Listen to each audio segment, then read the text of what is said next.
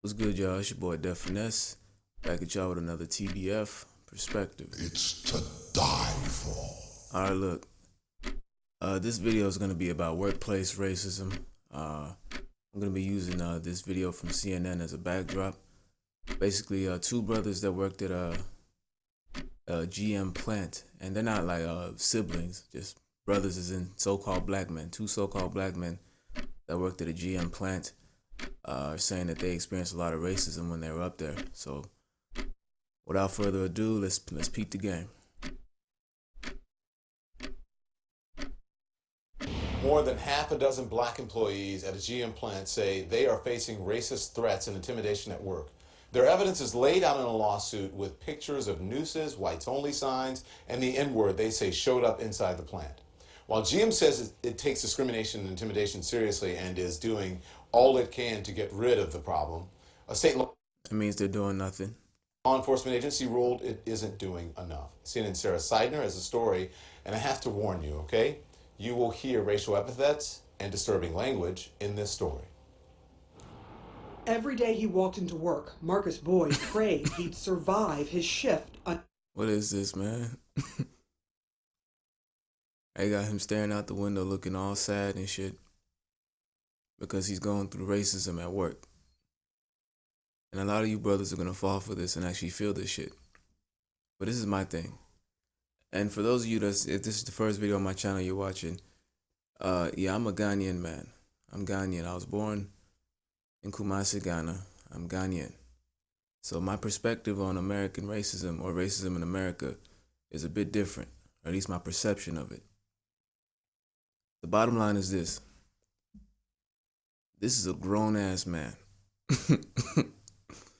So you a grown-ass man at a job where they don't fuck with you, and they're putting up, not only are they saying all these different racial slurs, but they're putting up props and stuff that are racist, okay? And you choose to stay there. You choose to keep on working there for whatever reason. And then now I'm supposed to feel sorry for you because you're still dealing with racism. You a grown-ass man. Unscathed. I felt like I was at war, risking my life every day. Derek Brooks, a former He said, I felt like I was at war risking my life every day. Man, these stories, man, these stories. Marine, worked in the same place. Both were. Derek Brooks, a former Marine, worked in the same place. This is a Marine?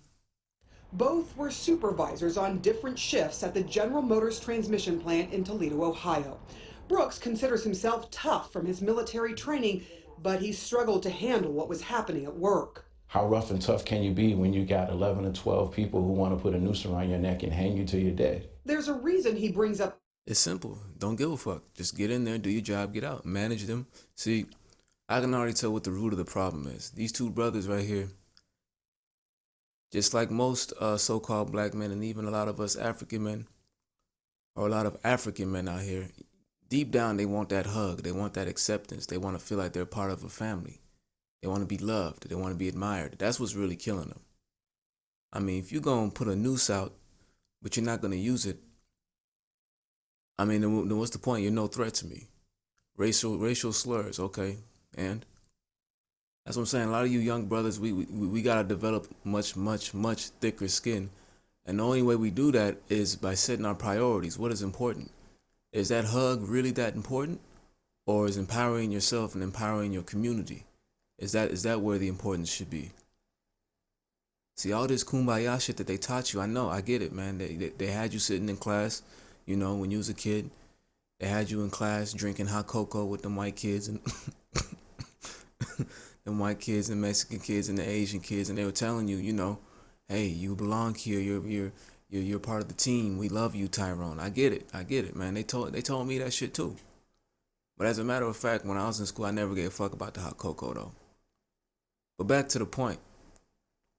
The problem here, the root of the problem here is that innate desire that a lot of so-called black men have to be loved, to be accepted in the places and by different communities and demographics that just don't regard you. That's what the problem is. How can you tell me you were a Marine, okay, You were a Marine and you went through all the experiences of being a Marine, all the ups and downs. You came out of that, and you're saying that this right here, this experience that you had, is even tougher. Get the fuck out of here. Nooses, it's not just a figure of speech. This is the picture of the noose that I found the night that I was at work on my shift. According to a lawsuit now pending against GM, this is one of at least 5 nooses discovered at their workplace in separate incidents. The suit also claims there were signs that blacks were not welcome there. Whites only scrawled on a bathroom wall, along with swastikas on bathroom stalls and niggers not allowed. See, these are all the same psychological games that many of you, including myself, we're already familiar with.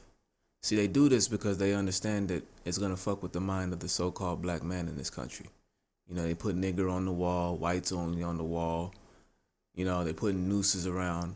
But if you really pay attention and you really think about it, what is being done? What is really being done here? You see what I'm saying? Unless these brothers were going to work every day and had to fight 10, 12 white men, then it's not, otherwise it's not really a problem. As a grown-ass man, as a grown-ass so-called black man, you gotta have thicker skin, and your value and your worth has to come from within. Okay? Not everybody's gonna like you. There's never gonna be a situation that you're in which every single person in that situation likes you. It's never gonna happen. Stop looking for that to happen. Stop looking to be accepted and just accept yourself. It's that simple. If I was working at this plant and I seen this shit, I'd have been laughing my ass off.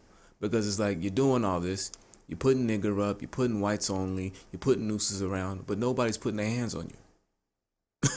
Nobody is doing anything to you. Fuck out of here. Scratched or written on bathroom walls. This was saying, you don't belong here. This was saying, if you stay here, this is what could possibly happen to you. In this struggling town, Brooks and Boyd didn't want to leave their 6-figure jobs. Brooks has 8 children. Boyd takes care of his mother, who is an amputee. Now, they and 7 others have sued GM for allowing an underlying atmosphere of violent racial hate and bullying. When did you notice overt racism? Well, when an employee that was under me, he told me that back in the day, a person like me would have been buried with a shovel. He said what to you? That was a death threat. Bitch, you heard him. Again, brothers, see, this is a phenomenon you gotta notice. You gotta peep. You gotta peep the game. That's what this channel is about. See, they prep you to think like this, right? From the time you were in school as a young man, elementary school, middle school, high school, they train your ass. They use Martin Luther King to train you, right? Strive for your acceptance. Strive to be loved. Strive to be liked by everybody. But you pay attention to these other demographics, specifically demographics that are out here really running shit in America. There's one thing they all have in common, and it's this: they don't give a fuck about anybody outside of their demographic. Whether it be Mexicans, whether it be the different so-called Asian groups, whether it be certain African communities that have established themselves out here. Whatever community, whatever demographic they are, that's the phenomenon that exists. That's what they have in common. The so-called black man is the only, even African men, we're the only ones in this country looking for people to just accept us, to just bring us in, bring us along. It doesn't work like that. If this man is a manager, like he's saying, a supervisor, and one of your employees says this goofy shit to you, you're supposed to either A, ignore it, or B, report it and take the necessary actions to get that person the fuck on out of there. But this is not supposed to affect you psychologically, because all of your worth is supposed to be coming from within you. And I was told to push that to the side. Boyd says he reported the incident. He admitted to it, and I was pulled to the side and said, if you want to build relationships here, you just let things go, he'll be all right. But he says the threats got worse. Were you afraid for your life? Definitely. That's why I left. When the noose appeared in March. Oh, yeah, this brother left, so good job. Good job on his part. March of 2017, Derek Brooks says he reported it to upper management. He was sure he was the intended target, but says he was told to investigate by questioning his employees. It felt like a slap in the face. It did, but I had to be professional. Brooks and other black employees also noticed being called Dan. I thought they just mispronounced my name for Derek. Then later I find out that Dan was an acronym for dumbass nigga. General Motors sent us a statement insisting discrimination and harassment are not... Oh, man. Yo, these white folks were ruthless up there, man. They calling you a dumbass nigga. And you still kept working up there. Shit. Acceptable and in stark contrast to how they expect people to show up at work. We treat any reported incident with sensitivity and urgency and are committed to providing an environment that is safe, open, and inclusive. And that every day, everyone at General Motors is expected to uphold the values that are an integral part of its culture. But according to more than half dozen current and former black employees, the problem is the culture. They say inside this plant, racism and harassment are the norm, not the exception. It is a culture. It's a culture. Yeah. You have to, it's from the top down. And Brothers, you don't want to be like these niggas, man. Just being real. You in a situation where you know you're at the bottom, which is really most situations. Being a so-called black man or an African man in this country, you gotta develop a great deal of mental fortitude. Like I said previously, you have your self-worth literally has to come from within. Hence the term self-worth. You gotta value yourself. You gotta have the utmost respect for yourself, and you gotta have the utmost pride in yourself and your culture. You know, that way when people on the outside try to, make little comments or direct racial slurs or little slogans and all these little other goofy actions, it doesn't faze you because you never cared what they thought about you anyway or about your people anyway. That's the problem with these two brothers right here. They don't have that mental fortitude. They lack it. And also, if you're in a position where you feel like your life is in danger, leave. Self-preservation. Because whatever excuse you give and you end up staying, it's going to be used against you. It's going to be used against you. If you felt like your life was in danger, why did you stay? That's what people are going to ask you. And it's a fair question. from the bottom up. One employee filed a police report. Others filed complaints with the Ohio Civil Rights Commission prior to filing suit. The ultimate decision that was made is that GM did allow a racially hostile environment. They allege they investigated quickly and have done remedial things to take care of the problem. The commission disagrees with that position. GM did not do very much at all, or what they did do was not effective. GM's. But the thing is, what exactly are they supposed to do?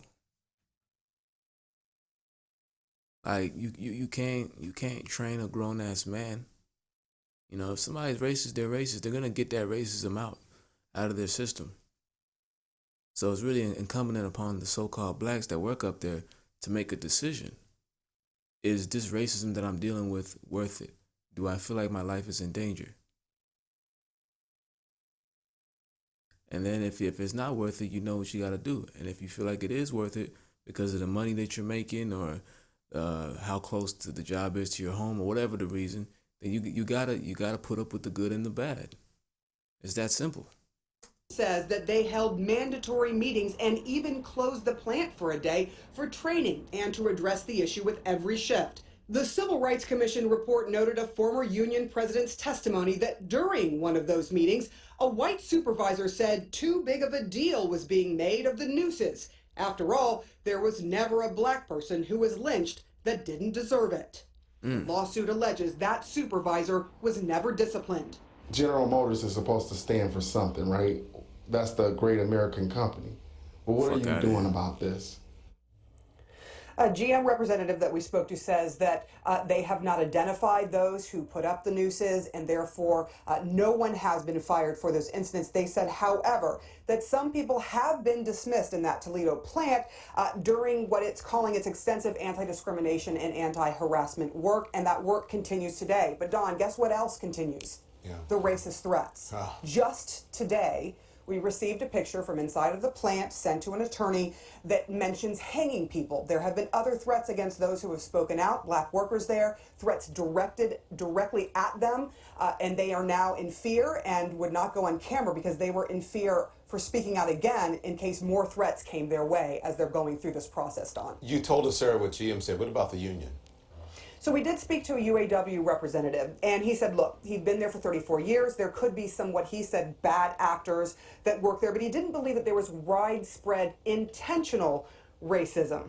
Now, he said something very interesting. He says, do I believe that people are a little too sensitive in this day and age? Yes, but you can't say the same things you used to say 20 years ago that you can say now. That is the problem that these workers are talking about. Being called sensitive when they're facing these really extreme racial epithets, really extreme behavior, and they're being told to suck it up and get along. Look, brothers, at the end of the day, you get what you deserve and you get what you allow. You get what I'm saying? If you're in a situation where you feel like you're putting up with too much racism, too much resistance, you had to be the one to finesse accordingly. You're peeping the game, right? These two brothers in the video, I mean, they were peeping the game. They understand that it's a culture. It's a culture that's up there. The culture is racist. The management is racist. The people at the very top, racist. You know, the company's racist. The employees racist. You're peeping all this game, so how are you going to finesse accordingly? And they decided they're going to, file a lawsuit and run the CNN. But I guarantee you, I think this video was uploaded in January. I guarantee you, that GM plant is still racist to this very day. You can't change people, but you can change yourself. Okay? You can't change people, but you can change yourself. You're in a situation where you're not wanted, get yourself out of that situation. Okay? That's all I had to say. For those of y'all, this is your first video you're watching on my channel. My channel is all about tireless, deft finesse as it pertains to the so-called black man and us African men in this country. Why? Because we're the ones at the bottom of the social hierarchy. That being said, y'all be easy. Y'all be safe out there. And I'm out.